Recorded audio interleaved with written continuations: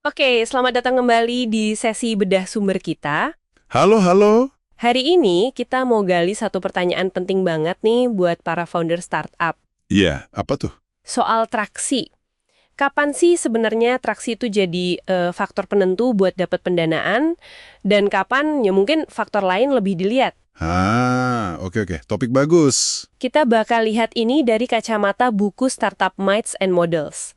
Karena kan lanskap pendanaan ini berubah terus ya. Betul sekali. Dulu mungkin bawa ide bagus, rencana matang, udah cukup gitu. Tapi sekarang investor seringnya minta bukti nyata dulu. Iya, benar banget. Apalagi kalau kita lihat setelah era.com meledak itu ya. Ada pergeseran yang cukup signifikan. Gimana tuh pergeserannya? Sumber kita kan nyebut mitos #5 itu. Dua orang dengan bisnis yang udah jalan lebih baik daripada dua orang cuma bawa rencana. Iya, iya. Ini bukan cuma omongan, tapi emang cerminan gimana investor jadi lebih hati-hati. Mereka butuh validasi dari luar lah. Validasi eksternal gitu ya maksudnya. Betul. Bukti kalau pasarnya ada, produknya diminati, bukan cuma konsep di atas kertas. Nah, traksi itu kayak data pengguna, pendapatan awal, itu jadi bukti konkretnya. Buat ngurangin risiko mereka juga kan. Oke, jadi traksi itu kayak semacam bukti dari pasar gitu ya. Tapi menariknya nih, buku ini juga bilang kalau anggapan selalu butuh traksi itu juga mitos kan? Mitos #4. Tepat. Berarti ada semacam titik baliknya dong, inflection point istilahnya. Nah, kapan persisnya traksi ini jadi penting banget? Pas banget pertanyaannya. Titik baliknya itu ada.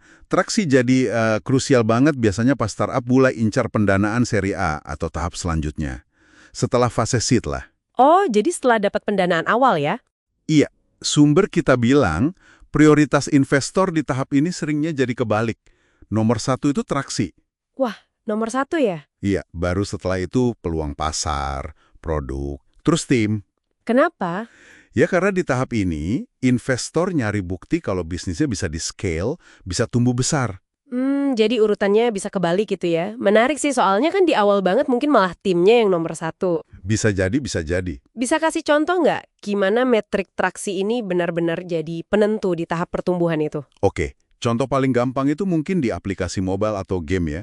Ada metrik kunci nih, namanya lifetime value atau LTV. LTV, oke. Nilai seumur hidup pelanggan. Betul. Nah, LTV ini harus jelas lebih gede dari Customer Acquisition Cost atau CAC, biaya buat dapetin pelanggan itu. LTV harus lebih besar dari CAC, oke. Coba bayangin gini, kalau kita habiskan katakanlah 100.000 buat narik suatu pengguna baru, itu CAC ini ya. Tapi ternyata selama dia pakai aplikasi kita, dia cuma ngasilin 80.000, itu LTV-nya. Wah, rugi dong berarti. Ya rugi kan, tiap dapat pelanggan baru kita malah nombok. Nah, mana ada investor yang mau nyiram bensin ke model bisnis yang kayak gitu? Ini soal bukti kalau model bisnisnya sehat, siap buat tumbuh gitu. Unit ekonominya masuk akal. Paham, paham. Jadi LTV lebih besar dari CAC itu bukan sekedar angka ya, tapi bukti kalau mesin pertumbuhannya jalan dan berkelanjutan. Nah ini nyambung ke inti model 3 di buku itu kan? Ya, betul. Kapan traksi bukan jadi faktor utama, kapan inflection point-nya dilihat dari sisi sebaliknya? Nah, mari kita balik nih. Lihat sisi lainnya. Traksi itu emang penting, tapi bukan segalanya. Apalagi di fase super awal, pre-seed atau seed. Oke, di tahap paling awal ya. Di sini, fokus investor berbeda banget. Pertama, tim. Ini sering jadi nomor satu. Timnya ya, apa yang dilihat? Ya, kredibilitasnya gimana? Punya rekam jejak yang relevan nggak? Atau pemahaman pasar barunya dalam banget nggak?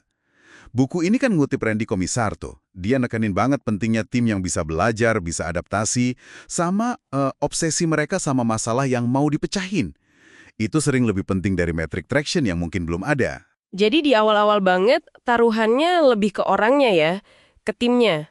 Selain tim, apalagi yang bisa ngalahin ketiadaan traksi di fase ini? Dua hal lagi, peluang pasar sama timing. Pasarnya gede nggak? Potensinya meledak nggak? Dan yang krusial, waktunya pas nggak? Timing ya? Maksudnya gimana tuh? Buku itu kan bahas startup market life cycle. Ada tahapannya. Nah, kalau kita ini pionir di pasar yang baru banget muncul, nascent stage, atau pasarnya lagi tumbuh kenceng, growing stage, terus tim kita ini rockstar banget. Tim kuat di pasar yang tepat gitu ya? Nah, itu dia. Investor bisa jadi mau bertaruh di potensi itu. Ekspektasi traksi di pasar baru atau lagi tumbuh ya beda lah sama pasar yang udah matang, maturing market nggak bisa disamain. Jadi kepikiran nih, sumbernya kan juga nyebut skenario pasar yang lagi super hot. Ah ya, pasar yang lagi ngetren banget. Di situasi gitu, kadang tim kuat bisa dapat dana gede meskipun metriknya belum solid-solid amat. Cuma karena investor pada FOMO, takut ketinggalan kereta, Hahaha, iya betul. FOMO itu nyata di dunia investasi. jadi aturan soal traksi pun bisa dilanggar gitu ya kalau momentumnya pas banget. Bisa dibilang gitu. Itu pengecualian yang menarik. Di pasar yang lagi panas banget, dinamikanya kadang jadi sedikit liar ya. Rasa takut investor ketinggalan tren besar itu kadang bikin mereka agak melonggarkan syarat soal metrik. Mereka lebih bertaruh ke tim dan kecepatan eksekusi di pasar yang lagi booming itu. Tapi resiko tinggi juga ya berarti. Jelas, resiko tinggi dan nggak selalu berhasil juga. Makanya, intinya tuh kita harus paham konteks. Kita ada di tahap mana, pasar kita lagi di tahap mana. Itu kunci buat tahu ekspektasi investor. Oke, jadi emang nggak hitam putih ya soal traksi ini. Pentingnya itu dinamis banget tergantung banyak faktor. Persis. Ngerti posisi kita di siklus hidup pasar startup, nascent, growing, super hot, maturing, itu jadi vital banget ya, biar tahu apa yang harus ditunjukin ke investor. Kalau masuk ke pasar yang udah maturing, jelas butuh bukti traksi sama modal yang jauh lebih gede kan? Tepat sekali. Jadi, pas kita presentasi ke investor, jangan cuma pamer produknya keren atau pasarnya gede doang. Cerita kita mesti lengkap. Maksudnya gimana tuh lengkap? Ya, kita harus bisa jawab, kenapa tim kita ini yang paling pas? Kenapa sekarang ini waktu yang tepat buat masuk pasar ini? Terus, tunjukin bukti validasi eksternal yang paling relevan sama tahap kita. Bisa jadi itu tim yang super kredibel ya? Bisa jadi timnya. Atau mungkin early adopter yang udah antusias banget. Atau, ya, kalau udah ada, metrik traksi awal yang nunjukin potensi. Sesuaikan sama tahapannya. Oke. Jadi kesimpulannya nih, traksi itu emang validasi yang kuat ya. Bobotnya makin berat seiring startup dan pasarnya makin mateng. Betul. Tapi di awal banget, atau kalau kita main di pasar yang benar-benar baru, kekuatan tim dan momentum pasar yang tepat itu bisa jadi kartu truf yang sama kuatnya. Atau malah lebih kuat kadang-kadang. Tepat sekali. Nah, jadi mungkin sebagai bahan renungan nih buat teman-teman yang dengerin. Boleh. Apa tuh? Coba deh pikirin sejenak. Kalau besok mesti yakinin investor, bukti eksternal apa yang paling kuat yang Anda punya sekarang?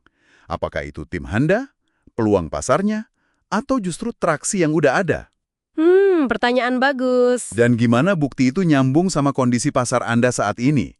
Nah, itu yang perlu direnungkan. Oke, mantap. Terima kasih banyak nih buat diskusinya. Semoga ini bisa ngasih perspektif baru ya buat navigasi dunia startup. Sama-sama. Semoga bermanfaat. Dan buat Anda yang menyimak, terima kasih sudah bergabung. Sampai jumpa di eksplorasi sumber berikutnya.